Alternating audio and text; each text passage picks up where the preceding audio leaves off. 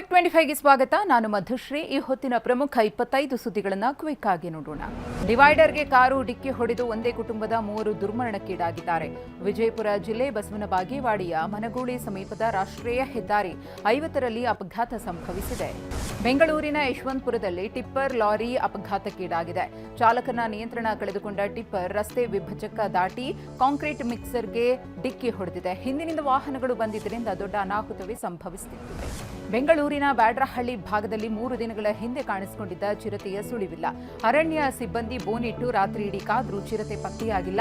ಬ್ಯಾಡ್ರಹಳ್ಳಿ ಭಾರತೀನಗರ ಬಳಿ ಚಿರತೆ ಸೆರೆ ಕಾರ್ಯಾಚರಣೆ ಮುಂದುವರಿಸಲಾಗಿದೆ. ಕೊಪ್ಪಳದ ಅಚಲಾಪುರ ಅರಣ್ಯ ಪ್ರದೇಶದಲ್ಲಿ ಅಕ್ರಮ ಕಲ್ಲುಗಣಿಗಾರಿಕೆ ಪ್ರಾಣಿ ಪಕ್ಷಿಗಳ ಸಂಕುಲಕ್ಕೆ ಧಕ್ಕೆಯನ್ನುಂಟು ಮಾಡುತ್ತಿದೆ. ಅರಣ್ಯ ಪ್ರದೇಶದಿಂದ ಕರಡಿಗಳು ಹೊರಬರುತ್ತಿವೆ. ಈ ಬಗ್ಗೆ ಅರಣ್ಯಾಧಿಕಾರಿಗಳು ಆತಂಕ ವ್ಯಕ್ತಪಡಿಸಿದ್ದಾರೆ. ಪರಿಷತ್ ಚುನಾವಣೆಯಲ್ಲಿ ಅಡ್ಡ ಮತದಾನದಿಂದ ಎಚ್ಚೆತ್ತಿರುವ ಬಿಜೆಪಿ ಜೆಡಿಎಸ್ ಸಮನ್ವಯ ಸಮಿತಿ ರಚನೆಗೆ ಮುಂದಾಗಿವೆ. ಶೀಘ್ರದಲ್ಲೇ 8 ರಿಂದ 10 ಸದಸ್ಯರನ್ನು ಒಳಗೊಂಡ ಸಮನ್ವಯ ಸಮಿತಿ ರಚನೆಯಾಗಲಿದೆ. ಈಗಾಗಲೇ ಈ ಸಂಬಂಧ ಎಚ್ಡಿಕೆ ಬಿವೈ ವಿಜಯೇಂದ್ರ 1-to-1 ಮಾತುಕತೆ ನಡೆಸಿದ್ದಾರೆ. ಮೈಸೂರು ದಸರಾದಲ್ಲಿ ಕಂಬಳಕ್ಕೆ ಸಂಸದ ಯದುವೀರ್ ವಿರೋಧಿಸಿದ್ದಾರೆ. ದಸರಾ ಧಾರ್ಮಿಕವಾದ ಆಚರಣೆ.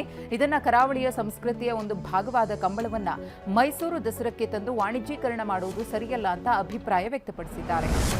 ಕೇರಳ ಮುಖ್ಯಮಂತ್ರಿ ವಿಡಿ ಸತೀಶನ್ ಕೊಲ್ಲೂರು ಮೂಕಾಂಬಿಕಾ ಕ್ಷೇತ್ರಕ್ಕೆ ಭೇಟಿ ನೀಡಿದರು.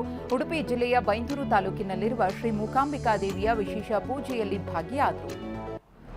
ಕಲ್ಯಾಣ ಕರ್ನಾಟಕದಲ್ಲಿ ಮುಂಗಾರು ಕೈಕೊಟ್ಟಿದೆ. ಹೀಗಾಗಿ ಮಳೆಗಾಗಿ ಕೊಪ್ಪಳದಲ್ಲಿ ಮುಸ್ಲಿಂ ಬಾಂಧವರು ಪ್ರಾರ್ಥನೆ ಸಲ್ಲಿಸಿದ್ದಾರೆ. ಪಟ್ಟಣ ಸುನ್ನಿ ಮಸೀದಿಯಲ್ಲಿ ಹುಬ್ಬಳ್ಳಿಯ ನಿಯಾಜ್ ಅಹಮದ್ ಶೇಖ್ ಹಕೀಂ ಸಾಬ್ರ ನೇತೃತ್ವದಲ್ಲಿ ವಿಶೇಷ ಪ್ರಾರ್ಥನೆ ಸಲ್ಲಿಸಲಾಗಿದೆ. ಶ್ರೀರಾಮ ಮಂದಿರ ದೇಗುಲದಲ್ಲಿ ಕಳ್ಳತನ ಪ್ರಕರಣ ಸಾಕಷ್ಟು ಸದ್ದು ಮಾಡುತ್ತಿರುವ ಹೊತ್ತಲ್ಲೇ ಮತ್ತೊಂದು ಹೆಸರಾಂತ ದೇಗುಲದಲ್ಲಿ ಕಳ್ಳತನ ಪ್ರಕರಣ ಬಯಲಾಗಿದೆ. ಪ್ರಖ್ಯಾತ ಬದ್ರಿನಾಥ ದೇಗುಲದಲ್ಲಿ ಹಣ ಕಳ್ಳತನ ಆರೋಪಗಳು ಕೇಳಿಬಂದಿವೆ. ನ್ಯೂಜಿಲೆಂಡ್ ಪ್ರವಾಸದಲ್ಲಿರುವ ಪ್ರಧಾನಿ ನರೇಂದ್ರ ಮೋದಿ ಅಲ್ಲಿನ ಪ್ರಧಾನಿ ಕ್ರಿಸ್ಟೋಫರ್ ಲಕ್ಸನ್ ಜೊತೆ ದ್ವಿಪಕ್ಷೀಯ ಮಾತುಕತೆ ನಡೆಸಿದ್ದಾರೆ. ಭಾರತ ಮತ್ತು ನ್ಯೂಜಿಲೆಂಡ್ ದ್ವಿಪಕ್ಷೀಯ ಸಂಬಂಧಗಳ ಹೊಸ ಯುಗವನ್ನು ಪ್ರವೇಶಿಸುತ್ತಿವೆ ಅಂತ ಮೋದಿ ಹೇಳಿದರು. ಉಜ್ಬೇಕಿಸ್ತಾನ್ನಲ್ಲಿ 22 ವರ್ಷದ ಭಾರತೀಯ ಮೂಲದ ವೈದ್ಯಕೀಯ ವಿದ್ಯಾರ್ಥಿನಿಯನ್ನ ಬರ್ಬರವಾಗಿ ಮರ್ಡರ್ ಮಾಡಲಾಗಿದೆ. ಮತಾಂತರಕ್ಕೆ ಒತ್ತಾಯಿಸಿ ಆಕೆಗೆ ಚಿತ್ರಹಿಂಸೆಯನ್ನ ನೀಡಿ ಹಲ್ಲೆ ನಡೆಸಿ ಕೊಲೆ ಮಾಡಿದ್ದಾರೆಂದು ಸವಾರಿಯಾ ಬಸಂತ ಪೋಷಕರು ಆರೋಪಿಸಿದ್ದಾರೆ. ಹಿಮಾಚಲ ಪ್ರದೇಶದಲ್ಲಿ 5 ದಿನಗಳ ಕಾಲ ಭಾರೀ ಮಳೆಯಾಗಲಿದೆ ಅಂತ ವೆದರ್ ಡಿಪಾರ್ಟ್ಮೆಂಟ್ ಮುನ್ಸೂಚನೆ ನೀಡಿದೆ.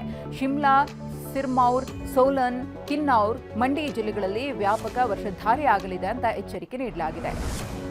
ಕಾಂಗ್ರೆಸ್ ಮುಖಂಡ ಉದ್ಯಮಿ ರಾಬರ್ಟ್ ವಾದ್ರಾ ವಿರುದ್ಧದ ಭೂ ಅವ್ಯವಹಾರ ಆರೋಪ ಪ್ರಕರಣ ಸಂಬಂಧ ಜಾರಿ ನಿರ್ದೇಶನಾಲಯ ದೆಹಲಿ ವಿಶೇಷ ಕೋರ್ಟ್ಗೆ ತನಿಖಾ ವರದಿ ಸಲ್ಲಿಸಿದೆ.